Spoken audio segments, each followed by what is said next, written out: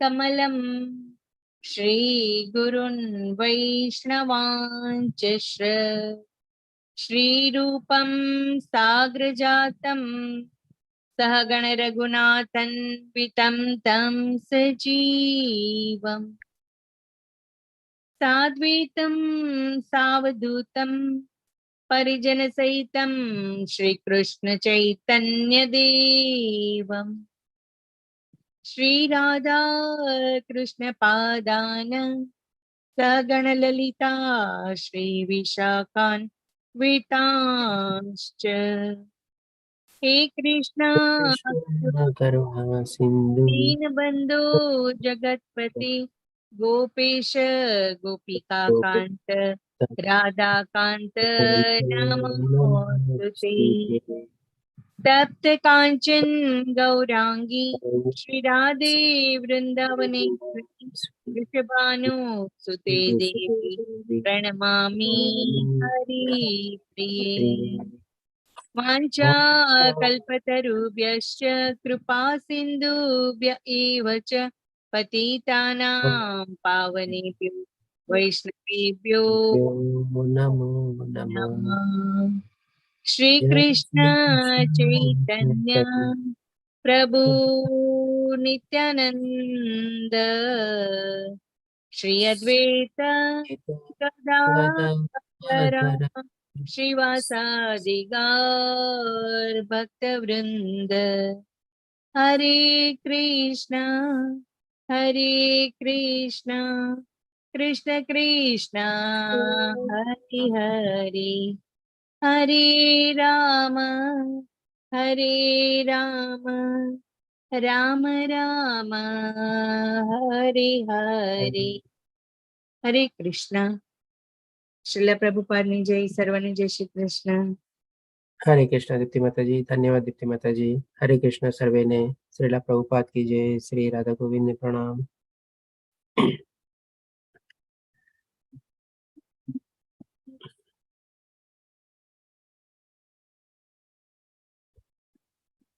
તો આજે આપણે શ્રીમદ ભગવદ ગીતાનો 10મો અધ્યાય લેશું, જેનું નામ છે વિભૂતિ યોગ। આમાં ભગવાન શ્રી કૃષ્ણ આપણને પોતાના ઐશ્વર્ય વિશે આપણને જાણકારી આપશે કે કઈ કઈ જગ્યાએ નાનામાં નાની ચીજથી લઈને મોટામાં મોટી ચીજ, સજીવ ચીજથી લઈને નિર્જીવ ચીજ, બધી જગ્યાએ ભગવાનનો વાસ છે, બધી જગ્યાએ ભગવાનની હાજરી છે। એ ભગવાન શ્રી કૃષ્ણ બધું આપણને એક એક આપણને કહે ને કે સેમ્પલ રૂપે આપણને જણાવશે કે આ જગ્યાએ આવી રીતે આમાં હું મોજૂદ રહેલો છું, આવી રીતે આમાં હું હાજર રહેલો છું।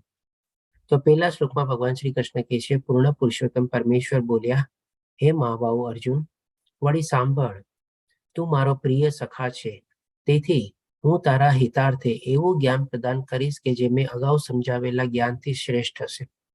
એટલે આપણે ગઈકાલનો અધ્યાય જોયો, જેનું નામ હતું આપણે રાજગુહ્ય યોગ, જેમાં ભગવાન શ્રી કૃષ્ણ આપણને બહુ ગુહ્ય અથવા તો સિક્રેટ જ્ઞાન આપણને સમજાવે છે કે આપણે શું કામે ભક્તિ કરવી જોઈએ, કેવી રીતે ભક્તિ કરવી જોઈએ, ભગવાનની ભક્તિ કરીએ તો આપણને શું પ્રાપ્ત થાય છે, જે લોકો ભક્તિ નથી કરતા એની શું દશા થાય છે, બધું આપણને કહીએ કે બહુ ગુહ્ય જ્ઞાન છે, એમાંથી આપણને એ જાણવા મળ્યું। હવે આ અધ્યાયમાં ભગવાન શ્રી કૃષ્ણ કહે છે કે ભાઈ અગાઉ મેં સમજાવેલું છે એના કરતા પણ શ્રેષ્ઠ જ્ઞાન તને કહીશ।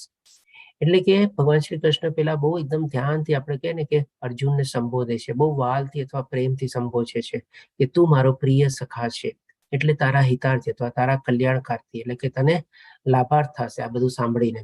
તો આપણે જેમ બે માની લો બહુ ખાસ દોસ્તાર હોય, આપણે કહી શકીએ કે લંગોટિયા મિત્રો હોય, અને ઘણા વખત પછી જ્યારે મળે ત્યારે લોકોને કેટલી બધી વાતો શેર કરવાની હોય કે મેં આટલા ટાઈમમાં આવી રીતે આમ કર્યું, આને મળ્યો, ઓલાને મળ્યો, આને આવી રીતે આમ થયું, કેટલું બધું એ લોકોને શેરિંગ હોય, આપણે કેટલી બધી વાતો એ લોકોને ડિસ્કસ કરવાની હોય, કેટલું બધા બંને વચ્ચે જણા વચ્ચે વાર્તાલાપ થાય અને બધી વાતચીતોનું આદાન પ્રદાન થાય। તો એ જ રીતે અત્યારે ભગવાન શ્રી કૃષ્ણ એકદમ ઓપન અપ થઈને ભગવાન શ્રી અર્જુનને આપણને સમક્ષ દર્શાવે છે કે તને હું એવું જ્ઞાન આપીશ કે અગાઉ સમજાવેલાથી પણ શ્રેષ્ઠ છે। અને ભગવાન શ્રી કૃષ્ણ એકદમ ખુલ્લી રીતે બધું અર્જુનને સમજાવે છે। આ અધ્યાયમાં 19 થી લઈને 40મા શ્લોક સુધીમાં ભગવાન શ્રી કૃષ્ણ ક્યાં ક્યાં બધી જગ્યાએ પોતાની મોજૂદગી અને હાજરી છે, નાનામાં નાની ચીજથી લઈને ભગવાન શ્રી કૃષ્ણ બધું વર્ણવે છે। પછી હવે આગળ ભગવાન શ્રી કૃષ્ણ જણાવે છે બીજા શ્લોકમાં, મારી ઉત્પત્તિ કે ઐશ્વર્યને ન તો દેવગણ જાણે છે અને ન તો મહર્ષિઓ જાણે છે, કારણ કે હું સર્વથા દેવો તથા મહર્ષિઓનો સ્ત્રોત છું। એટલે કે ભગવાન શ્રી કૃષ્ણ પોતાના વિશે બતાવે છે કે ભાઈ મારી ઉત્પત્તિ એટલે કે ભગવાન શ્રી કૃષ્ણની ઉત્પત્તિ ક્યારે થઈ આજ સુધી કોઈ જાણી નથી શક્યું અને કોઈને ખબર નથી આપણે, કારણ કે ભગવાન અનાદિકાળથી ચાલ્યા આવે છે અને અવિનાશી છે. અને સાથે સાથે ભગવાન શ્રી કૃષ્ણ એ પણ કહે છે કે બધા દેવી દેવતાઓને જેટલા મહાઋષિઓ, સંત પુરુષો અને મહાત્માઓ થઈ ગયા એ બધાના પણ સ્ત્રોત એ પોતે જ છે. હવે આ સમજવા માટે છે ને આપણે એક દાખલો લઈએ. માની લો હું પૂછું આપને કે ભાઈ આપમાંથી કોઈ આપના મા બાપના મેરેજ અથવા કોઈ પેરેન્ટ્સના મેરેજમાં, લગ્નમાં ગયા હશો. તમે પૂછશો કે આ કેવો પ્રશ્ન છે, કેવો આમ વિચિત્ર પ્રશ્ન લાગે આપણને. ડેફિનેટલી આપણે નો જ ગયા હોય, કારણ કે આપણા મા બાપ જ આપણા સ્ત્રોત છે. આપણે એમના થકી જ આવેલા છે. તો એમના લગ્નમાં એમાં આપણે ક્યારે ગયા હોય? જવાનો તો આપણને મોકો જ ન મળે. પણ હવે શું છે, આજકાલની તારીખમાં જેમ ટ્રેન્ડ નીકળ્યો છે ને કે મા બાપની 25મી એનિવર્સરી, 50મી એનિવર્સરી, ક્યારેક આપણે ગોલ્ડન એનિવર્સરી ને બધું જે ડાયમંડ એનિવર્સરી એટલે કે 60મી એનિવર્સરી ને બધું સેલિબ્રેટ થાય છે ને, તો એના ત્યારે પુત્રો બી હોય છે ને ઘણી વાર તો પોપુત્રો બી હોય છે. એટલે કે દાદા દાદી બની ગયા હોય છે અને ત્યારે એ લોકોની 50મી અથવા 60મી એનિવર્સરી એના છોકરાઓ લોકો બહુ સરસ રીતે ઉજવે છે. અને ત્યારે શું એવી જ ટાઈપનો માહોલ ઉભો કરે કે ફરીથી એ લોકો લગ્ન મંડપમાં બેઠા હોય, બધા લોકોને આમંત્રિત કરે, એમના પરિચિત લોકો હોય જેને વર્ષોથી યાદ ન કર્યા હોય એવા લોકોને યાદ કરીને ગોતીને આપણને બધાને આમંત્રણ આપે. અને આજકાલ તો જે પ્રમાણે સોશિયલ મીડિયા થઈ ગયા છે, ઘણા આપણા જૂના બી ઓળખીતા આપણને મળી શકે છે, કારણ કે એ પણ એક રીતે આપણને એનો લાભ મળી શકે છે. એટલે કે એવા બધા લોકોને આમંત્રિત કરે. તો એવું જ આપણે થયું હતું જયારે આપણે દેવકી માતા જયારે ગર્ભસ્થ હતા, એટલે કે જયારે ભગવાન શ્રી કૃષ્ણ પ્રગટ થવાના હતા, ત્યારે આ બધા દેવી દેવતાઓ, ઋષિ મુનિઓ, મહારિષિઓ બધા છે ને દેવકી માતાને આશીર્વાદ દેવા આવતા, એમના દર્શન કરવા આવતા અને એમને શુભેચ્છા પાઠવતા. કારણ કે બધાને ખબર હતી કે ભગવાન શ્રી કૃષ્ણ પ્રગટ થવાના છે, જે એમના સ્ત્રોત છે. જેમ આપણે કેવી રીતે 50મી અને 60મી સેલિબ્રેટ એન્જોય કરીએ, એવી જ રીતે એ લોકો માટે પણ આ બધું એક બહુ સારો મોટો પ્રસંગ હતો, કારણ કે ભગવાન ત્યારે અવતરિત થવાના હતા. એવી રીતે જે પ્રમાણે ભગવાન શ્રી કૃષ્ણ બતાવે છે કે આ બધા દેવી દેવતાઓ, ઋષિ મુનિઓ, મહાઋષિઓ બધાનો સ્ત્રોત કોણ છે? તો કે ભગવાન શ્રી કૃષ્ણ જ છે. એટલે કે આ રીતે ભગવાન શ્રી કૃષ્ણને સંપૂર્ણ રીતે કોઈ જાણી ન શકીએ. આજે આપણે આપણા મા બાપને પણ શું સંપૂર્ણ રીતે જાણી શકીએ? કારણ કે આપણી અને એની ઉંમર વચ્ચે ફરક રહેવાનો જ છે. અને આપણા કરતા વધારે દુનિયા એને જોયેલી જ છે. એટલી તો વધારે દુનિયા જોયેલી જ છે ને એટલા વર્ષોથી. તો પછી કેવી રીતે આપણે સંપૂર્ણપણે આપણે આપણા મા બાપને જાણી શકીએ? એટલા જ માટે ભગવાન શ્રી કૃષ્ણ કહે છે કે મારી ઉત્પત્તિ કે ઐશ્વર્યને ન તો દેવગણ જાણે છે ને ન તો મહર્ષિઓ જાણે છે, કારણ કે બધા પણ એમના થકી જ આવેલા છે. હવે પછી ભગવાન શ્રી કૃષ્ણ ત્રીજા શ્લોકમાં કહે છે કે મનુષ્ય માત્ર તે જ મોહરહિત અને સમસ્ત પાપોમાંથી મુક્ત હોય છે જે મને અજન્મ, અનાદિ તથા સર્વ ગ્રહ મંડળોના સ્વામી તરીકે જાણે છે. હવે શું છે કે ભગવાન શ્રી કૃષ્ણને ડેફિનેટલી સમજવા બહુ મુશ્કેલ છે. ભગવાન શ્રી કૃષ્ણ જયારે મનુષ્ય રૂપે બી અવતરિત થયા ત્યારે પણ ઘણા લોકો એને સમજી નહોતા શીખ્યા. આજે આપણે દાખલો લઈએ કે ભાઈ પાંડવ લોકો કેટલું સરસ રીતે ભગવાન શ્રી કૃષ્ણની સાથે રહેતા અને બધાની ભક્તિ કરતા અને એને રીતે રહેતા. અને એ જ રીતે દુર્યોધનને આપણે કૌરવ લોકો બી હતા. એ લોકો ભગવાનને સમજી શક્યા?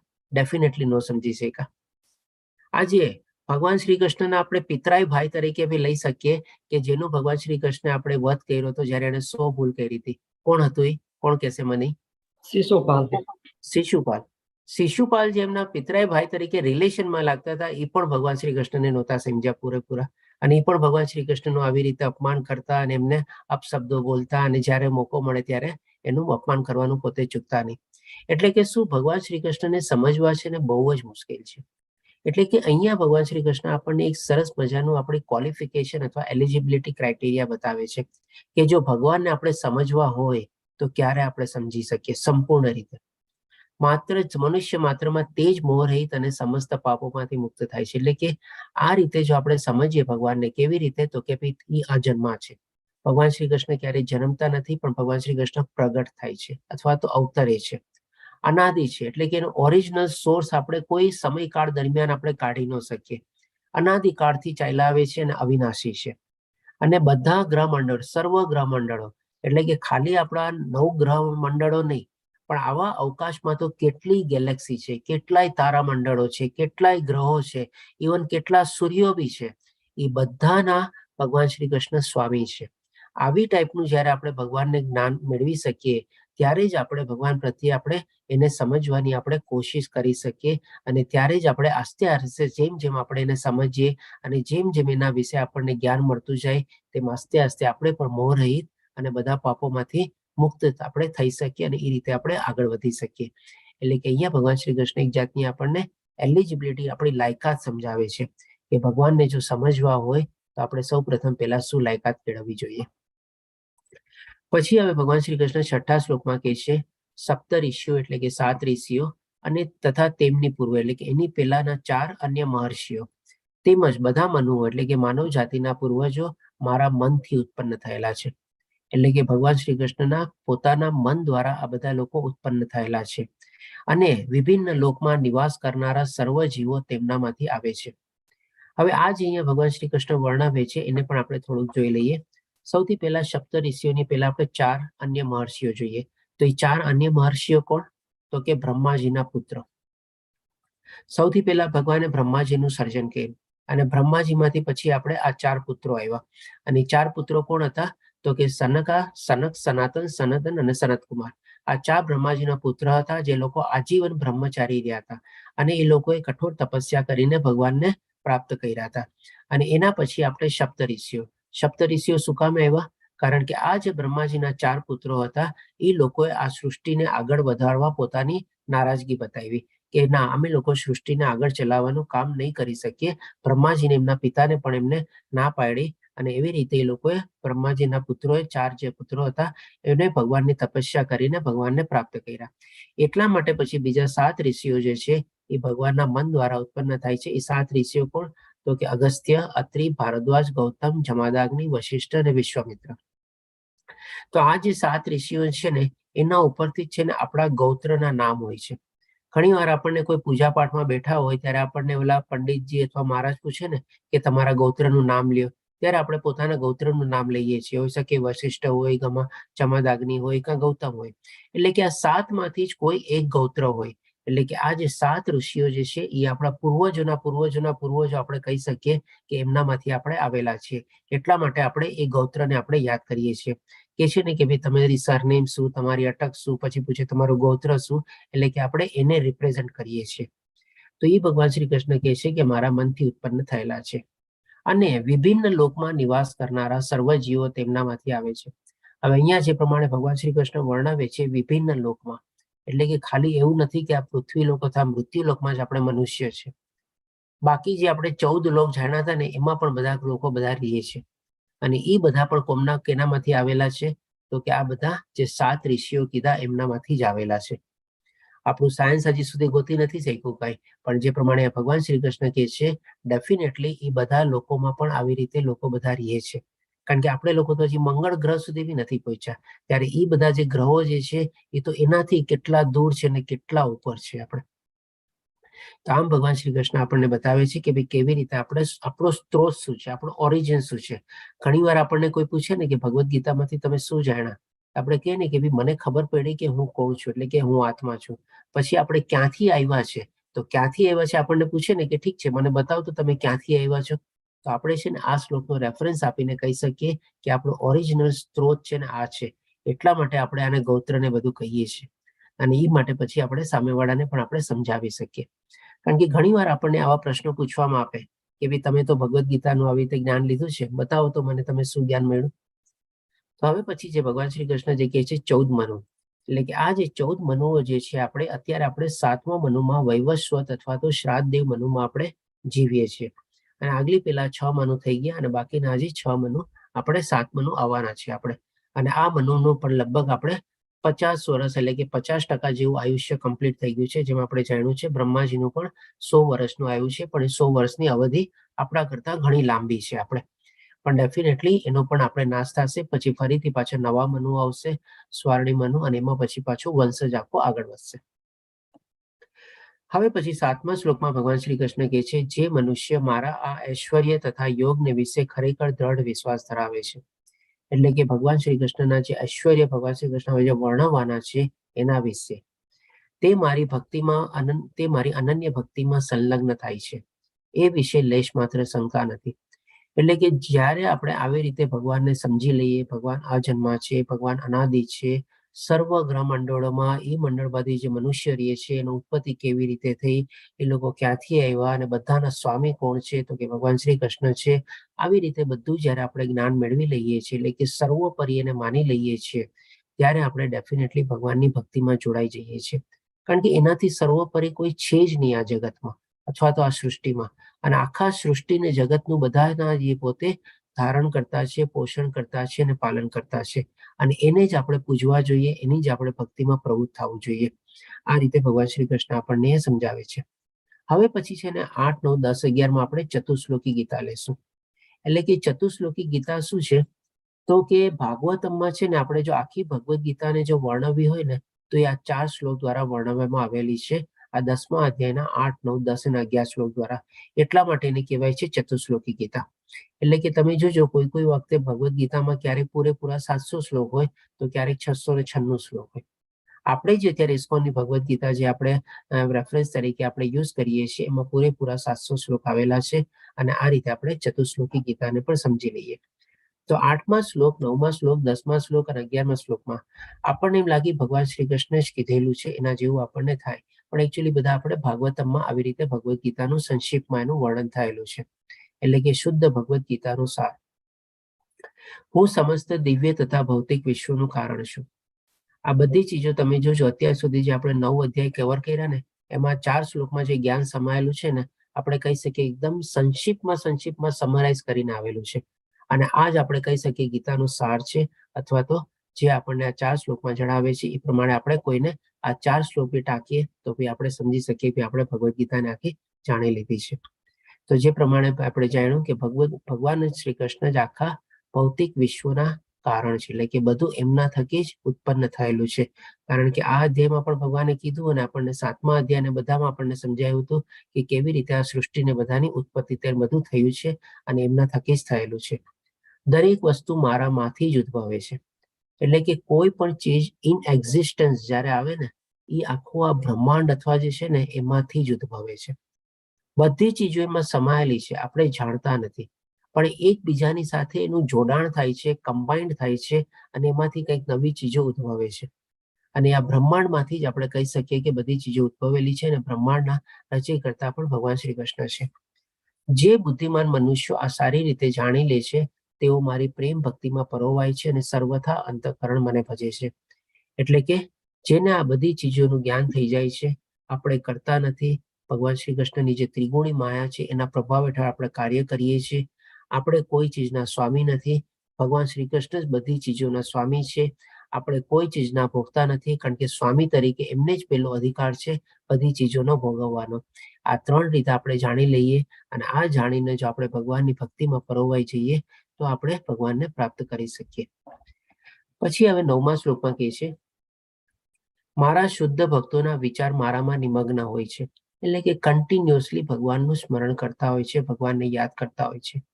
તેમના જીવન પૂર્ણપણે મારી સેવામાં સમર્પિત હોય છે. અહીંયા જે પ્રમાણે ફોટો આપેલો છે શ્રીલા પ્રભુપાદજીનો, જેમણે પોતાના આખા જીવનના 40 વર્ષો જેવો સમય આ કૃષ્ણભાઈ ભાવનામૃતનો પ્રચાર અને પ્રસાર કરવામાં કાઢ્યા. અને કેટલો સરસ પ્રચાર કર્યો કે જ્યારથી આજે આપણે દેશ દુનિયામાં બધી જગ્યાએ આપણે જોઈ શકીએ છીએ, અને બધી જગ્યાએ આપણે એનો અનુભવી શકીએ છીએ કે સરસ રીતે બધા કેટલા ભક્તો એમાં જોડાય છે. અને તેઓ પરસ્પર બોધ આપી તથા મારા વિશે વાતો કરી પરમ સંતોષ તથા આનંદનો અનુભવ કરે છે. એટલે કે ડેફિનેટલી શ્રીલા પ્રભુપાદજીએ પણ એમના પુસ્તકો તો ઘણા લખ્યા છે, પણ એવા ઘણા બધા લેક્ચર્સ બી એમણે આપેલા છે, ઘણા ખરા એવા પત્રો બી એમણે બધા લખેલા છે. તો આ બધાનો ઉદ્દેશ શું હતો કે જેટલું થાય એટલું આ કૃષ્ણ ભાવનામૃતનો ફેલાવો થાય, અને બધા લોકો એમાં એ મુવમેન્ટમાં આપણે આગળ વધે. અને જ્યારે જે કોઈને પણ મળતા પ્રભુપાદજી, ત્યારે ખાલી કૃષ્ણ ભાવનામૃતની જ વાતો કરતા, એના સિવાય બીજી કોઈ એમની વાતો જ ન હોય. આપણે લોકો મળીએ ત્યારે આપણે કેટલી બધી નકામી વાતો કરતા હોઈએ છીએ, કેટલો બધો આપણો સમય વેડફી નાખતા હોઈએ છીએ. ત્યારે જે આવા ભગવાનના ભક્તો હોય ને, એ લોકો આવી બધી ચીજોમાં પોતાનો સમય ન બગાડે, કારણ કે એ જાણી ગયા હોય છે કે હવે મારી પાસે સમય ઓછો છે, બહુ મોડેથી આ મને સમજણ પડી છે, હવે જે કંઈ સમય બચ્યો છે એમાં મારે સંપૂર્ણ રીતે કૃષ્ણભાઈ ભાવનાયુક્ત થઈને ભગવાનની ભક્તિમાં પરોવવું જોઈએ. તો આ રીતે આપણે સમજી શકીએ કે જે ભગવાનના ભક્તો હોય છે એનો સમય પણ વેડફ્યા વગર આવી રીતે પોતે એનો પ્રચાર અને પ્રસાર કરે છે અને ભક્તિમાં પોતે પ્રવૃત્ત થાય છે, સેવામાં પ્રવૃત્ત થાય છે. અને આ કરવામાં છે ને એને બહુ સરસ મજાનો સંતોષ અને આનંદનો અનુભવ થાય છે. કારણ કે સાચું સુખ, સાચી શાંતિ અને સાચો આનંદ જો આપણને જોતો હોય, જે પ્રમાણે 5મા અધ્યાયમાં પણ ભગવાન શ્રી કૃષ્ણ આપણને બતાવ્યું કે સુખ અને શાંતિ, એમાં પીસ ફોર્મ્યુલા બી આપણને આવે છે અને કેવી રીતે આપણે સુખ મેળવી શકીએ એ પણ આપણને ભગવાન શ્રી કૃષ્ણ બતાવે છે કે કેવળ અને કેવળ આપણે કૃષ્ણભાઈ ભાવનાયુક્ત કર્મ કરીએ અને સાથે સાથે આપણે ભગવાનની ભક્તિ કરીએ તો જ આપણને સાચું સુખ, આનંદ અને એની પ્રાપ્તિ થાય છે. પછી 10મા શ્લોકમાં ભગવાન શ્રી કૃષ્ણ કહે છે, જે મનુષ્યો મારી પ્રેમપૂર્વક સેવા કરવામાં સતત સમર્પિત રહે છે, એટલે કે આવા ભાવથી જો કન્ટિન્યુઅસલી આપણે ભગવાનની ભક્તિમાં આપણે સમર્પિત કરી દીધા હોય પોતાની જાતને, તેમને હું એવું જ્ઞાન આપું છું કે જેનાથી તેઓ મને પ્રાપ્ત કરી શકે છે. એટલે કે ભગવાન શ્રી કૃષ્ણની કૃપા પણ છે ને ત્યારે જ થાય. આવા ભક્તો પર છે ને આપણે ભગવાન શ્રી કૃષ્ણ સવિશેષ કૃપા કરે છે. જે પ્રમાણે અહીંયા દાખલો આપેલો છે, ફોટો આપેલો છે, પેલા ધ્રુવ મહારાજ અર્થાર્થી તરીકે ભગવાન શ્રી કૃષ્ણની ભક્તિ કરવા ગયા હતા અને એમને પ્રાપ્ત કરવા ગયા હતા, કારણ કે એમને એના પિતા કરતા પણ મોટું રાજ્ય મેળવવાની ઈચ્છા હતી, મહત્વાકાંક્ષા હતી. અને બહુ નાની વયે 5 વર્ષની ઉંમરની વયે ભગવાનની બહુ કઠોર તપસ્યા કરે છે. અને એ જયારે કઠોર તપસ્યા કરવાના પરિણામે જયારે ભગવાન શ્રી કૃષ્ણ એના ઉપર આપણે કૃપા દર્શાવે છે અથવા એમને દર્શન આપે છે, ત્યારે એને એવું જ્ઞાન આપે છે કે એ જ્ઞાન દ્વારા એને સમજાઈ જાય છે કે ભાઈ હું જે ઈચ્છાથી ભગવાનને પ્રાપ્ત કરવાની કોશિશ કરતો હતો એ તો કાંઈ જ નથી, તુચ્છ છે. જો મને ભગવાન મળી ગયા તો એનાથી વિશેષ મારે શું જોયું? કારણ કે 5 વર્ષના બાળકમાં એ બુદ્ધિ નહોતી ત્યારે. ખાલી એને શું થયું કે મારા પિતાના ખોળામાં બેસી ન શીખો, એટલે હવે મારે એવું ચીજ મેળવવી છે કે જેથી કરીને હું મારા પિતાના ખોળામાં બેસવાનો અધિકારી બની શકું. આવી ઈચ્છાથી પોતે આગળ વધે છે. પણ જ્યારે એકદમ સરસ રીતે પોતાની જાતને સમર્પિત કરે છે અને ભગવાનની ભક્તિમાં પ્રવૃત્ત થાય છે, તો ભગવાન જ એને એવું જ્ઞાન આપે છે, દર્શન આપીને, કે જેથી કરીને એને સાચી સમજણ આવે છે. તો આપણે પણ એવું હોય ઘણી વાર, આપણે માની લ્યો સંપૂર્ણ જ્ઞાન મેળવીએ નહીં, પણ આપણે કોશિશ કરીએ, પરંતુ સાથે સાથે આપણે ભગવાનને ટોટલ શરણાગત થઈ જઈએ અને ભગવાનની ભક્તિમાં પ્રવૃત્ત થઈએ, તો આસ્તે આસ્તે છે ને ભગવાન જ પોતે છે ને આપણના હૃદયમાં અંતર્યામી તરીકે બેઠેલા છે. એ બધું જાણે છે. એ જ આપણને એવું જ્ઞાન આપશે, આપણને એવો રસ્તો દેખાડશે, આપણા એવા વિઘ્નો દૂર થશે, આપણને એવી તક મળશે કે આપણે એમાં ને એમાં છે ને ઓર આપણે આગળ વધી શકીએ.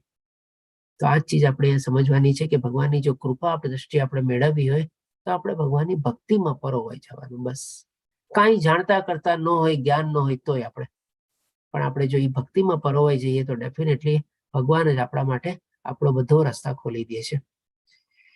પછી હવે 11મા શ્લોકમાં કહે છે કે ભક્તો ઉપર વિશેષ કૃપા કરવા માટે, એટલે કે ડેફિનેટલી આવા ભક્તો ઉપર ભગવાન શ્રી કૃષ્ણની કૃપા દ્રષ્ટિ હંમેશા વરસેલી રહે છે. તેમના હૃદયમાં નિવાસ કરનારો હું જ્ઞાનરૂપી પ્રકાશમાન દીપક વડે અજ્ઞાનજન્ય અંધકારને દૂર કરું છું. એટલે કે કેવી રીતે ભગવાન શ્રી કૃષ્ણ એના ભક્તો પર કૃપા દ્રષ્ટિ વરસાવે છે અને કેવી રીતે એના ભક્તોનું અજ્ઞાન દૂર કરે છે, એ સરસ મજાનો અહીંયા દાખલો આપીને પણ અહીંયા સમજાવે છે કે જેવી રીતે એક માની લો આપણે રાતના સૂતા એને અંધારું હોય, હવે અંધારું પછી આપણે સૂરજ ઉગે અથવા સૂરજના આછા આછા કિરણો દેખાય અથવા અને પછી સૂરજ ઓર આગળ વધે, ત્યારે પછી અંધારાનું ક્યાંય નામ રહે? બધી જગ્યાએ અજવાળું છવાઈ જાય. તો એવી જ રીતે પણ ભગવાન શ્રી કૃષ્ણ આપણી અંદર બેઠેલા છે, હૃદયમાં નિવાસ કરે છે અને એ આપણને પછી આસ્તે આસ્તે જેમ સૂરજ ઉગે છે એના કિરણો કેવી રીતે બધે ફેલાય છે, એટલે કે આપણા અંદરમાં અજ્ઞાન રૂપી અંધારું હોય એ પોતે જ આપણને આસ્તે આસ્તે ભગવાન શ્રી કૃષ્ણ આગળ વધારે છે. આપણને જેમ સૂરજ ઉગતો જાય ને ઓર સરસ મજાનું અજવાળું થતું જાય, એવી રીતે એમની કૃપા દ્રષ્ટિ આપણા ઉપર વરસે છે અને એવી રીતે આપણું પણ અજ્ઞાન જે છે બધું આસ્તે આસ્તે દૂર થાય છે. તો આ રીતે ભગવાન શ્રી કૃષ્ણ બતાવે છે કે કેવી રીતે ભક્તો ઉપર ભગવાનની કૃપા દ્રષ્ટિ પોતે વરસાવે છે. એવી જ રીતે જેમ આપણે અહીંયા ફોટો આપેલો છે પરીક્ષિત મહારાજનો. પરીક્ષિત મહારાજને ખબર પડી ગઈ હતી કે 7 દિવસમાં પોતાનું મૃત્યુ થવાનું છે. તો એમને પણ એવું અંતર જ્ઞાન ઓલું થયું કે અંતર સ્ફૂર્ણા થઈ કે મારે આ 7 દિવસનો સરસ રીતે ઉપયોગ કરવો જોઈએ અને ભગવાનની પ્રાપ્તિ માટે આ સમય ગાળવો જોઈએ. અને બધું છોડી છાડીને આપણે જાય છે અને ત્યાં નદી કિનારે આપણને અનાયાસે એમને સુખદેવ ગોસ્વામી મળે છે. એને ખબર નહોતી કે સુખદેવ ગોસ્વામી ત્યાં આવવાના છે. અને જ્યારે સુખદેવ ગોસ્વામી મળે છે તો એ કોની કૃપા થઈ? ભગવાનની જ કૃપા થઈ ને. ભગવાન જ એ રીતે એના સુખદેવ ગોસ્વામીના રૂપમાં એની સામે પ્રગટ થયા અને જ્યારે પરીક્ષિત મહારાજ એમને શરણાગતિ લે છે અને વિનંતી કરે છે ત્યારે સુખદેવ મહારાજ પછી આખું ભાગવતમનું જ્ઞાન પરીક્ષિત મહારાજને આપે છે અને 7 દિવસ થાય ન થાય એની પહેલા તો પોતે ભગવાનના ધામમાં કૃષ્ણ લોકમાં પહોંચી ગયા હતા. તો એ જ રીતે ભગવાનની પણ કૃપા થઈને એવી જ રીતે જ્યારે દેવહૂતિ માતા એમના પુત્ર કપિલ મુનિ દ્વારા પોતે જ્ઞાન મેળવે છે, કારણ કે ઓછા ભણેલા હતા દેવહૂતિ માતા અને એમને આ બધું ખબર નહોતી, શાસ્ત્રોની બધાનું પોતે પઠન ન કરી શકે. ત્યારે એમના પુત્ર જે ઘણા આપણે આગળ પડતા હતા અને આપણે ભગવાનના જ અવતાર હતા એ રીતે આપણે, અને એ જ પછી દેવહૂતિ માતાને એમની માતાને જ્ઞાન આપે છે અને એમની માતાનો ઉદ્ધાર કરે છે. અને જ્યારે કપિલ મુનિ જ્યારે પછી પોતે આ જગત છોડીને જાય છે ત્યારે એમની પાછળ પણ બીજું વાહન આવે છે અને પોતાની માતાને પણ સાથે લઈ જાય છે. ક્યાં તો કે કૃષ્ણ લોકમાં, કે મારી માતાને પણ કેવી રીતે એકલી છોડી શકું. ત્યારે આ પણ એક ભગવાનની કૃપા થઈને આવા ભક્તો ઉપર. દેવહૂતિ માતા બી બહુ સરસ મજાની ભગવાનની ભક્ત હતી. એટલે કે આ રીતે આપણે સમજી શક્યા કે કેવી સરસ મજાની ભગવાનની કૃપા થાય છે. કદાચ આપણો ક્યાંય ચાન્સ લાગી જાય ને આપણને પણ કૃષ્ણ લોકમાં જવા મળી જાય તો કેટલું સરસ અવસર થાય. એટલે કે આપણે આવી રીતે ભગવાનની ભક્તિમાં પ્રવૃત્ત થવાનું છે. હવે ભગવાન શ્રી કૃષ્ણ અર્જુન ભગવાન શ્રી કૃષ્ણ આ બધું જે પ્રમાણે ભગવાને વર્ણવ્યું ત્યાર પછી હવે અર્જુન 12મા અને 13મા શ્લોકમાં કહે છે, અર્જુને કહ્યું, આપ પૂર્ણ પુરુષોત્તમ પરમેશ્વર, પરમ ધામ, પરમ પવિત્ર, પરમ સત્ય છો. આપ સનાતન, દિવ્ય, આદિ પુરુષ, અજન્મા તથા મહાનતમ છો. નારદ, અસિત, દેવલ તથા વ્યાસ જેવા સર્વ ઋષિઓ આપના વિશે આ સત્યનું સમર્થન કરે છે અને હવે આપ સ્વયં મને તે જ કહી રહ્યા છો. એટલે કે અત્યાર સુધી જે ભગવાન શ્રી કૃષ્ણે બધું જ્ઞાન આપ્યું એ બધી ચીજને અર્જુન પોતે પોતાના શબ્દો દ્વારા વર્ણવીને કહીને કે આપણે એગ્રી કરે છે, એની સાથે પૂરેપૂરા સહમત થાય છે. આપણે જ્યારે કોઈ એક માણસ બીજાને જ્ઞાન આપતો હોય અને સમજાવતો હોય ને તો એનું સૌથી સારું ઉદાહરણ શું છે કે ભાઈ પેલો માણસે જ્ઞાન આપી દીધું, સમજાવી દીધું અને બીજો માણસ ખાલી માની લો સાંભળતો હોઈએ અને કાંઈ બોલે નહીં, કોઈ પ્રશ્ન બી ન પૂછે. સામેવાળા માણસને ખબર કેવી રીતે પડે કે આ બધા લોકો સમજ્યા કે નહીં? એટલા માટે અહીંયા અર્જુન શું છે કે જે કાંઈ પણ ભગવાને જ્ઞાન આપ્યું ને એમના જ એક એક શબ્દ યાદ કરીને, એટલે કે ભગવાનને ખબર પડે છે કે મારું બધું ચીજ એને સાંભળેલું છે ધ્યાનથી. કારણ કે સ્ટાર્ટિંગમાં ભગવાને શું કીધું અર્જુનને, વળી ધ્યાનથી સાંભળ, કારણ કે હવે હું તને એવું જ્ઞાન પ્રદાન કરીશ કે જે અગાઉ જ્ઞાન જણાવેલું છે એના કરતા પણ શ્રેષ્ઠ છે. તો હવે અર્જુનને ધ્યાનથી સાંભળ્યું કે નહીં આપણને કેવી રીતે પુરાવા મળે? તો અહીંયા એ જ અર્જુન બધું જ એ રીતે એઝ ઇટ ઇઝ ભગવાન શ્રી કૃષ્ણ સમક્ષ પોતે પોતાના શબ્દોમાં વર્ણવે છે કે આ પરમ પરમેશ્વર, પરમ ધામ, પરમ પવિત્ર, પરમ સત્ય, અનાદિ, આદિ પુરુષ, સનાતન, બધું જ અજન્મા મહાતમ છો. એટલે કે હવે ભગવાન શ્રી કૃષ્ણને પણ સમજાય છે કે હા બરાબર સમજો છે એ રીતે. સાથે સાથે પછી શું પોતે દાખલો બી આપે છે કે નારદ, અસિત, દેવલ તથા વ્યાસ જેવા સર્વ ઋષિઓ આપના વિશે જે આ સત્યનું સમર્થન કરે છે અને હવે આપ સ્વયં મને તે જ કહી રહ્યા છો. આ કેવી રીતે અર્જુન કહે છે?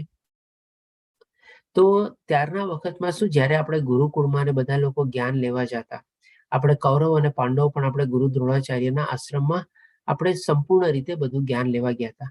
તો એ જ્યારે જ્ઞાન દેવામાં આવતું એ લોકોને આપણા એમાં શાસ્ત્રોને બધાનું જ્ઞાન દેવામાં આવતું અને શાસ્ત્રોમાં જે આપણને અત્યાર સુધીમાં ભગવાન શ્રી કૃષ્ણે બધું જે બતાવ્યું એ આપણા શાસ્ત્રમાંથી જ બધું ટાંકવામાં આવેલું છે. એટલા માટે અર્જુન જે છે આ બધું જ્યારે ભગવાન શ્રી કૃષ્ણને બતાવે છે ત્યારે એ યાદ કરે છે, આ બધું તો અમને આવી રીતે અમે લોકો ભણેલા હતા. ત્યારે કેમ કોઈ નાનો છોકરો હોય અને માની લો આગળના ક્લાસમાંથી આગળ વયો ગયો હોય તો એના પાછલા ક્લાસનું કેવી રીતે રિપીટ થાય અથવા રિવિઝન થાય ને ત્યારે કેવી રીતે રિકલેક્ટ કરે, આ તો અમે ગયા વર્ષે આ ભણ્યું હતું, આ સર અમને આ ભણાવ્યું હતું, આ મેડમે આ ભણાવ્યું હતું કરીને કે ને.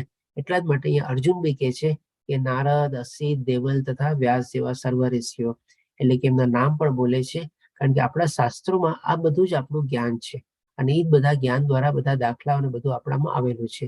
એટલા માટે એને પણ રેફરન્સ તરીકે અર્જુન કહે છે અને એ જ કહે છે કે હવે આપ સ્વયં તે જ કહી રહ્યા છો. એટલે કે જે શાસ્ત્રોમાં જ્ઞાન છે અને ભગવાન શ્રી કૃષ્ણ જે જ્ઞાન આપે છે એમાં કોઈ તફાવત નથી. પછી હવે 14મા શ્લોકમાં ભગવાન શ્રી અર્જુન કહે છે આગળ, હે અર્જુન, હે કૃષ્ણ સર, હે કૃષ્ણ, આપે મને જે બધું કહ્યું છે તેને હું સર્વથા સાચું માની સ્વીકારું છું. એટલે કે 100% અર્જુન સ્વીકારે છે, સાચું માને છે. હે પ્રભુ, ન તો દેવો કે ન તો દાનવો આપના સ્વરૂપને જાણવા સમર્થ છે. જેમ સ્ટાર્ટિંગમાં જ ભગવાન શ્રી કૃષ્ણએ કીધું કે ન તો દેવો કે ન તો મહર્ષિઓ મને સંપૂર્ણ રીતે જાણી શકે છે, કારણ કે બધાનો સ્ત્રોત હું જ છું. તો એ ચીજ પણ અહીંયા અર્જુન પણ ભગવાન શ્રી કૃષ્ણ સાથે સહમત થાય છે અને પોતે ભગવાન શ્રી કૃષ્ણને એ રીતે વર્ણવે છે. હવે પછી અર્જુન વિનંતી કરે છે ભગવાન શ્રી કૃષ્ણને. તો 15મા શ્લોકમાં ભગવાન શ્રી કૃષ્ણને કહે છે, હે પુરુષોત્તમ, હે સર્વનમાં ઉદ્ભવ સ્થાન, હે સમસ્ત જીવોના સ્વામી, હે દેવોના દેવ, હે વિશ્વના સ્વામી, એકમાત્ર આપ જ પોતાની અંતરંગ શક્તિથી પોતાને જાણો છો. એટલે કે આપે જે અત્યાર સુધી બધું વર્ણવ્યું, જો આપે મને ન કીધું હોત તો કોણ મને કહેવા આવત? ક્યાંથી હું જાણી શકત બધું? એટલા માટે અહીંયા અર્જુન કહે છે કે આ બધા પોતે પેલા સંબોધન વાપરે છે. એ સમસ્તથી લઈને આપણે હે વિશ્વના સ્વામી સુધી બધા ભગવાન શ્રી કૃષ્ણને એ પ્રમાણે સંબોધે છે અને કહે છે કે પોતાની અંતરંગ શક્તિ, એટલે કે આ બધી ભગવાનની શક્તિ છે અને એ શક્તિ દ્વારા બધું ભગવાન શ્રી કૃષ્ણ સમક્ષ એને અર્જુન સમક્ષ પ્રગટ કરે છે. એટલે કે છે પોતાની અંતરંગ શક્તિથી પોતાને જાણો છો. હવે આપણી પોતાના અંદરમાં કેટલી શક્તિ છે, કેટલો પાવર છે, આપણા સિવાય કોણ વધારે જાણી શકે? આપણે કોઈ કામ કરી શકશું કે નહીં કરી શકશું એ કોને ખબર હોય આપણા સિવાય વધારે? ડેફિનેટલી આપણને જોઈ હોઈ શકે કોઈ આપણને પ્રેરણા આપે અથવા આપણને માર્ગદર્શન આપે એ અલગ વાત છે, પણ કોઈ કામ આપણે આરંભવું હોય અને આપણી કાબિલિયત અથવા આપણી લાયકાત છે કે નહીં તો આપણે જ જાણી શકીએ ને. એટલા જ માટે અહીંયા અર્જુન ભગવાન શ્રી કૃષ્ણને કહે છે કે પોતાની અંતરંગ શક્તિથી પોતાને જાણો છો. આપણે જ આપણી જાતને સૌથી વધારે જાણતા હોઈએ, ઓળખતા હોઈએ અને આપણી શક્તિઓને બધું આપણે જાણતા હોઈએ. એટલે પછી હવે 17મા શ્લોકમાં અર્જુન ભગવાન શ્રી કૃષ્ણને વિનંતી કરે છે, હે કૃષ્ણ, હે પરમ યોગી, હું કેવી રીતે આપનું સતત ચિંતન કરું અને કેવી રીતે આપને જાણી શકું? હવે આ ભગવાન શ્રી કૃષ્ણ સમક્ષ અર્જુન શું કામ પ્રશ્ન મૂકે છે? કારણ કે 8મા અધ્યાયમાં ભગવાન શ્રી કૃષ્ણે શું કીધું? નિરંતર મારું ચિંતન કર, મને મારું સ્મરણ કર, અને એવી રીતે જો તું કરીશ, અભ્યાસ કરીશ તો ડેફિનેટલી અંતકાળે તું મને યાદ કરી શકીશ. એટલા માટે હવે અહીંયા અર્જુન પણ ભગવાન શ્રી કૃષ્ણ સમક્ષ કહે છે કે હું કેવી રીતે આપનું સતત ચિંતન કરું, સતત આપનું સ્મરણ કરું, સતત આપનું નામ લઉં, સતત આપને યાદ કરું, કન્ટિન્યુઅસ, સતત with continuous, without any stop. આપણે જેમ અત્યારે ઘણી બધી ન્યૂઝ ચેનલો કેમ ચાલતી હોય છે ને 24/7 કન્ટિન્યુઅસલી સાચા ખોટા ગમે તેવા ન્યૂઝ આપ્યા જ કરે બસ. એટલે કે આ રીતે અર્જુન કહે છે કે કન્ટિન્યુઅસલી જો મારે આપને યાદ કરવા હોય તો કેવી રીતે કરું? હે પૂર્ણ પુરુષોત્તમ પરમેશ્વર, આપનું સ્મરણ કયા કયા રૂપોમાં કરવામાં આવે? કેવી રીતે આપનું ચિંતન કરવું, કેવી રીતે આપનું સ્મરણ કરવું, કેવી રીતે આપને યાદ કરવું, કેવી રીતે આપની સેવા કરવું, કેવી રીતે આપની ભક્તિ કરવું, કઈ કઈ રૂપમાં, કઈ કઈ જગ્યાએ, ક્યાં ક્યાં હું આપને યાદ કરું, એ મને બધું દર્શાવો. એટલે કે આ રીતે જ્યારે અર્જુન ભગવાન શ્રી કૃષ્ણ સમક્ષ વિનંતી કરે છે અથવા યાચિકા મૂકે છે, ત્યારે પછી ભગવાન શ્રી કૃષ્ણ 18મા શ્લોકથી લઈને 39મા શ્લોક સુધી પોતે ક્યાં અને કેવી રીતે મોજૂદ છે અને ક્યાં અને કેવી રીતે એમની હાજરી છે, ક્યાં અને કેવી રીતે આપણે એને અનુભવી શકીએ છીએ, એ બધી ચીજો વર્ણવે છે. પણ એની પહેલા ભગવાન શ્રી કૃષ્ણ શું કહે છે 18મા શ્લોકમાં? હે જનાર્દન, આપ કૃપા કરીએ ફરીથી આપના યોગ સામર્થ્ય તથા ઐશ્વર્યનું વિસ્તારથી વર્ણન કરો. એટલે હજી અર્જુન વિનંતી કરે છે. હું આપના વિશે શ્રવણ કરવામાં ક્યારેય તૃપ્ત થતો નથી, કેમ કે જેમ હું આપના વિશે વધુ સાંભળું છું તેમ આપના શબ્દરૂપી અમૃતનું વધુ ને વધુ આસ્વાદન કરવા ઈચ્છું છું. એટલે કે ભગવાન શ્રી કૃષ્ણને સતત સ્મરણ, ચિંતન, યાદ કરવા હોય તો કેવી રીતે કરવા? અને હવે એ રીતે ભગવાન શ્રી કૃષ્ણને વિનંતી કરી છે કે આપના ઐશ્વર્ય મને ઓર વિસ્તારથી સંભળાવો, ઓર એનું સરસ રીતે ડિટેલમાં કરો, મને સમજાવો. શું કામે? તો કે હું જેમ જેમ વધારે સાંભળું છું એ મને એની આપણે ઓર તૃષ્ણા વધે છે. એ તૃષ્ણા મારી છુપાતી જ નથી. એટલે કે તરસ આપણે જે છે, પાણીની તરસ લાગી હોય, ગમે તેટલું આપણે કોલ્ડ ડ્રિંક કે કાંઈ પી લઈએ તો પણ જે પાણીની તરસથી આપણી તરસ छिपाય એ બીજા શેનાથી ન छिपाય. એવી જ રીતે પણ અહીંયા અર્જુન કહે છે કે કેમ કે આપના વિશે વધુ સાંભળું છું તેમ આપના શબ્દરૂપી અમૃતનું વધુ ને વધુ આસ્વાદન કરવા ઈચ્છું છું.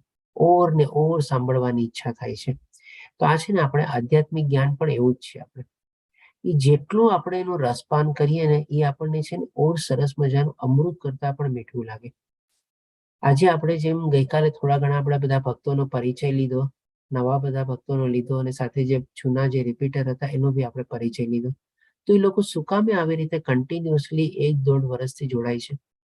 હવે તમે અહીંયા જોઈ શકો છો જે પ્રમાણે અર્જુન વર્ણવે છે એકવાર અર્જુનના શબ્દોને વર્ણવો અને જે લોકો જે કન્ટિન્યુઅસલી 1.5-2 વર્ષથી જોડાયેલા આવે છે આપણી સાથે એઝ અ રિપીટર તરીકે, એની સ્થિતિને તમે કમ્પેર કરો, કેટલી સામ્યતા લાગશે.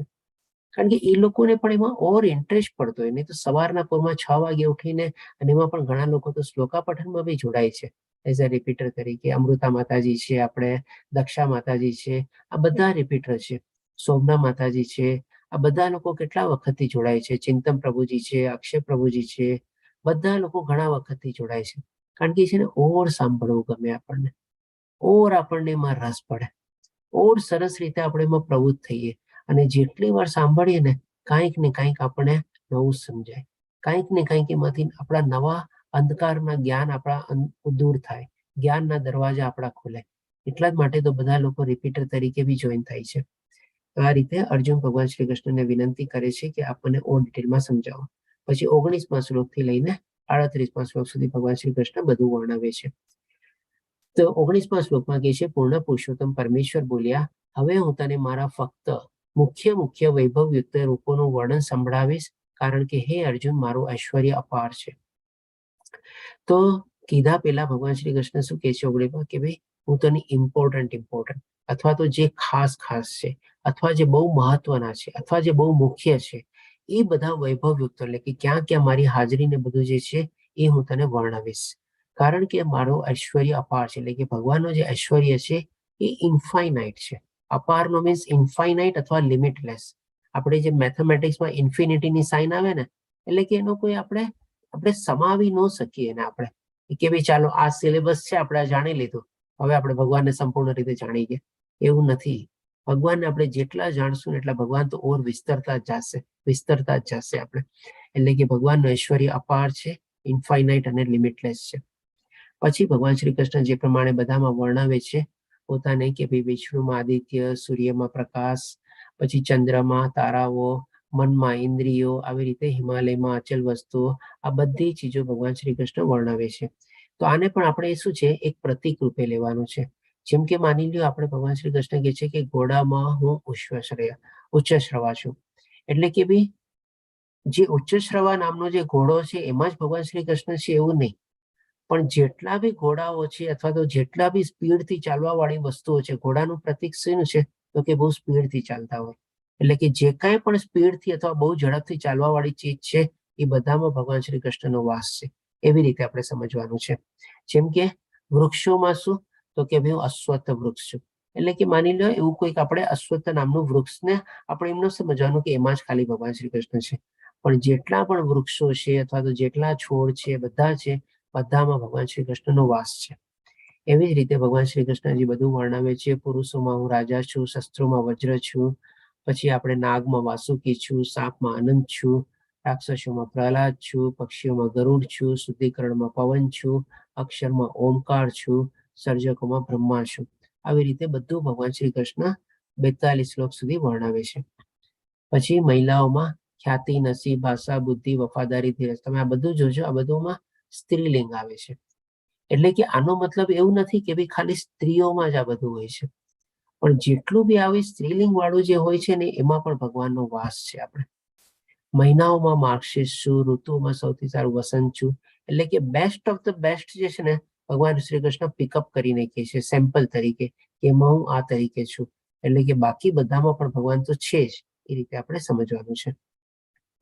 આ રીતે ભગવાન શ્રી કૃષ્ણ બધું પોતાનું ઐશ્વર્ય વર્ણવે છે. હવે જે પ્રમાણે ભગવાને પોતાનું જે ઐશ્વર્ય વર્ણવ્યું બધું, ક્યાં કેવી રીતે એમની હાજરી છે, હવે એક આ પિક્ચર દ્વારા પણ આપણે બધું લઈ લઈએ. અહીંયા કે આપણે અહીંયા શરૂઆત કરીએ. માની લ્યો આપણે આ શું છે, આપણે કોણ કહેશે? બધા અનમ્યુટ થઈને પોતે બોલી શકો છો. હરે કૃષ્ણ. ચંદ્રમાં છું. ઓકે, ચંદ્રમાં. એટલે ચંદ્રમાં શું છું, શું કે છે? એટલે કે તારાઓમાં હું ચંદ્ર છું. તારામાં ચંદ્ર. એટલે કે જે કાંઈ પણ આપણને તારા ને બધું નક્ષત્ર અને ગેલેક્સી ને બધું દેખાય છે એમાં ચંદ્ર રૂપી ભગવાન શ્રી કૃષ્ણ પોતાનું વર્ણન કરે છે. પછી આ કોણ છે? ઉચ્ચ શ્રવણ નામક ઘોડો છે. ઘોડામાં ઉચ્ચ શ્રવા છું. એટલે કે બધી ગતિને, એટલે કે સ્પીડ ને રિપ્રેઝન્ટ ભગવાન શ્રી કૃષ્ણ કરે છે. એના વગર કોઈ ચીજની ગતિ બી નથી અથવા સ્પીડ બી નથી. પછી આ શું છે? આપણે વૈદિક મંત્રમાં ઓમકાર છે. ઓમકાર છું. બાકી બધા પણ અનમ્યુટ થઈને બોલી શકો છો. અક્ષય પ્રભુજી તો રિપીટર તરીકે છે અને બહુ સરસ સરસ જ્યારે બી પ્રશ્ન પૂછ્યો ને સૌથી પહેલો પ્રશ્નનો જવાબ આપણે અક્ષય પ્રભુજી તરફથી આવે અને બહુ સરસ ભગવાનની ભક્તિમાં પ્રવૃત્ત થયેલા છે. આ કોણ છે આપણે? ધનુષ ચલાવનાર રામ. રામ છું. પછી આ કોણ છે? મુનિઓમાં કપિલ. મુનિઓમાં કપિલ. પછી આ પાંડવોમાં અર્જુન. પાંડવોમાં અર્જુન. બરોબર. પછી આ મુનિઓમાં વ્યાસ. વ્યાસ મુનિ. આ આપણે દેવશ્રીમાં નારદ. દેવશ્રીમાં નારદ. અને આ આપણે પક્ષીઓમાં ગરુડ. પક્ષીઓમાં ગરુડ. બહુ સરસ. ઓકે. પછી આ અસુર દૈત્યોમાં પ્રહલાદ. દૈત્યમાં પ્રહલાદ. પછી આ અને આ બંને કોણ છે? યક્ષોમાં યમરાજ. યમરાજ. બરોબર. પછી આ જે સાપ જે દેખાય છે ઈ? અનંત શેષ અને વાસુકીનાગ. સરસ. પછી આ આપણે નરસિંહ. ખૂબ સરસ. પછી આ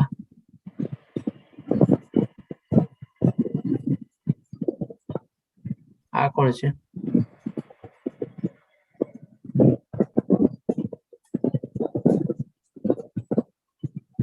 આપણે સેનાપતિઓમાં કાર્તિકેય લીધું કે નહીં? હા, લીધું. નહીં, એ નથી આવ્યું. ના, તો આ સેનાપતિઓમાં કાર્તિકેય તરીકે છે.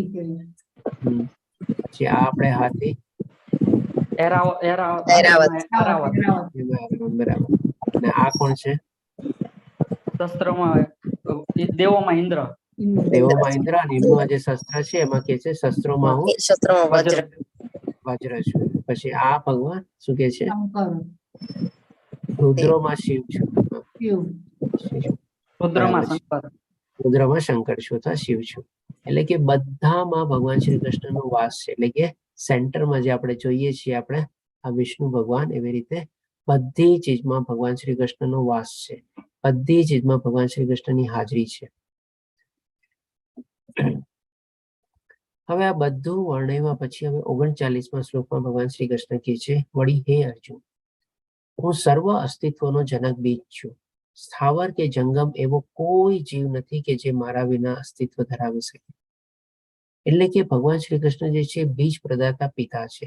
એટલા માટે કહે છે કે બધી ચીજો ઇન એક્ઝિસ્ટન્સ એટલે કે જેનું અસ્તિત્વ છે એ ભગવાન થકી થયેલું છે. ભગવાન જ એમના સ્ત્રોત છે.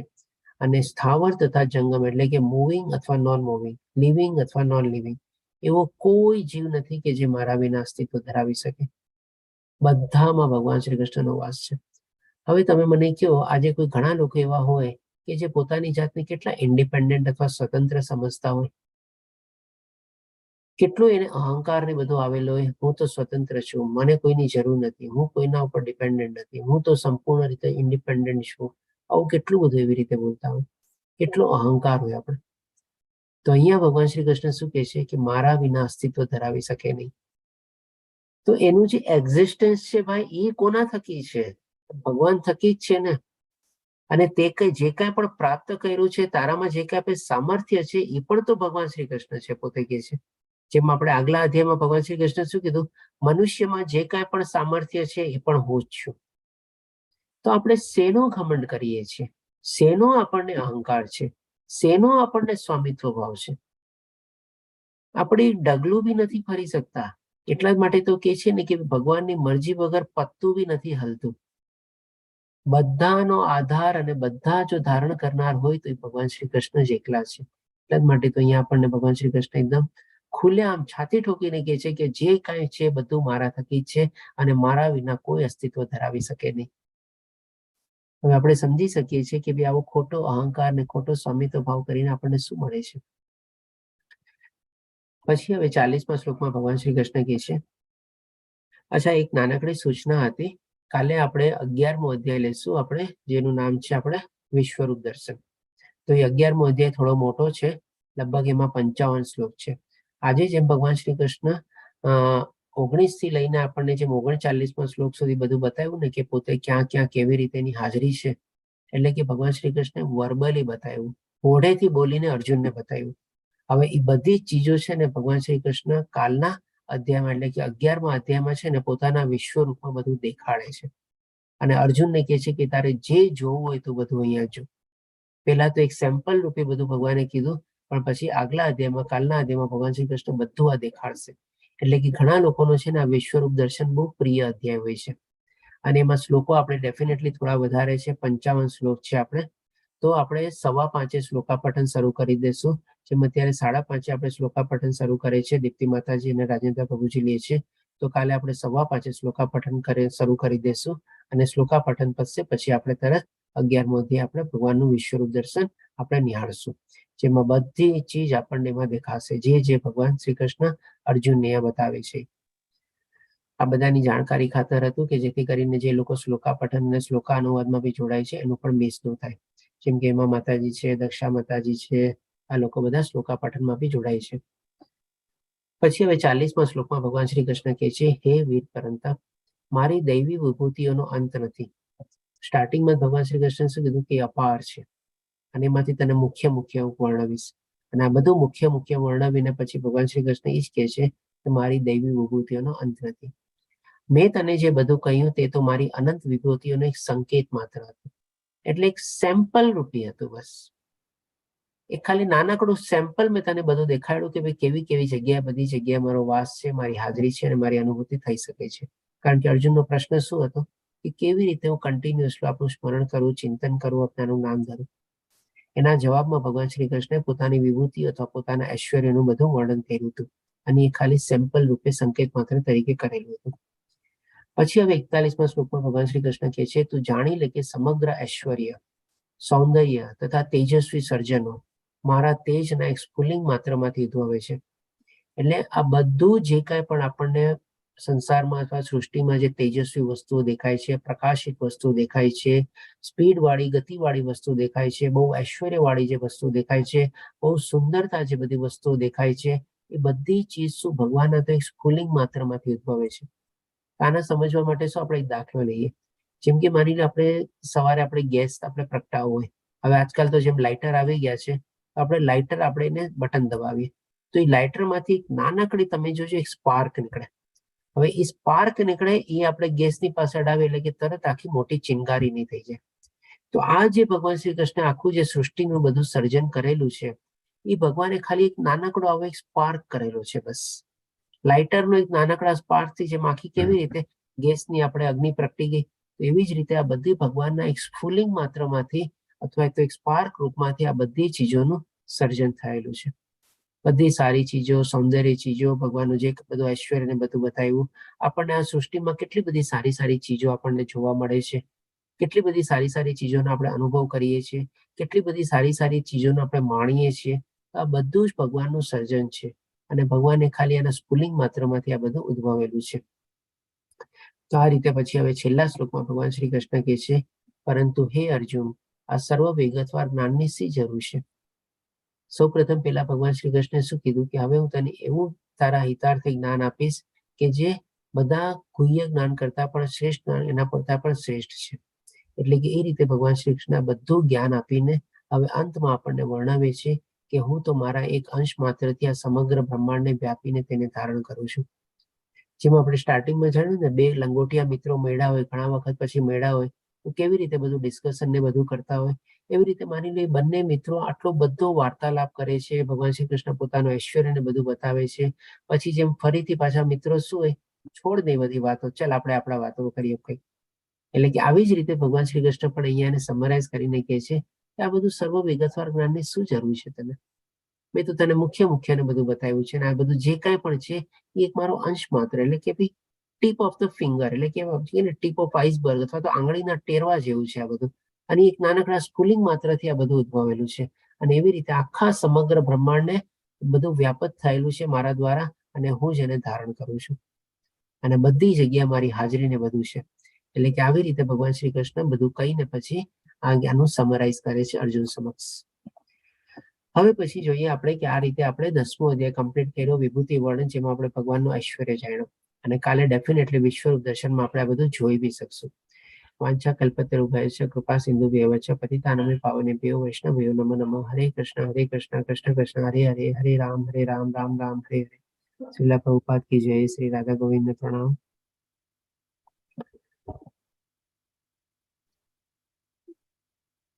આના સંદર્ભમાં જો કોઈને કોઈ પ્રશ્ન હોય તો લઈ શકીએ છીએ આપણે.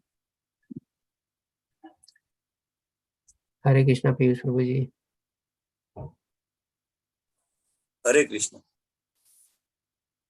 ટાઈમ છે આપણી પાસે, કોઈને કોઈ પ્રશ્ન હોય તો કયો.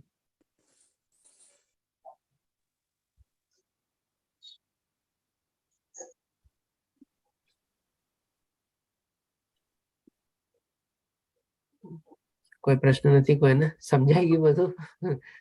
ફરીથી કહું છું કે પછી હું નિષ્ફળ ગયો છું સમજાવવામાં? મારી કોઈ કમજોરી હોય તો બી કહેજો. આપ સમજાવવામાં સફળ જ છો, પણ અમારે છે ને એક પાઠી નથી અનેક પાઠી છે, એટલે હજી 1-2 વાર 3 વાર વિડીયો જોઈશું ને પછી વધુ સરસ ક્લેરિટી આવે છે. ઓકે પ્રભુજી, સરસ. ડેફિનેટલી વિડીયો આપ ફોલોઅપ તરીકે યુઝ કરી શકો છો.